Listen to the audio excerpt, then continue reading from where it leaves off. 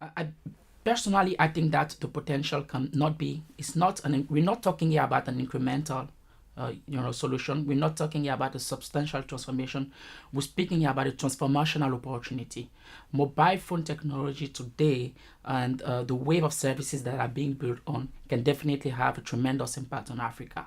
I think one of the most recognized best practices today in Africa comes from Kenya, for example, where you have the M-Pesa solution that was built, and now you have M-Shwari that is built on it, and those solutions have benefited millions of Kenyans. And I can tell specifically, take country by country, and speak about innovations that are actually impacting hundreds of thousands of people. So definitely, yes, leveraging mobile phone technology, applying a social entrepreneurship stance can definitely change for good the face of Africa.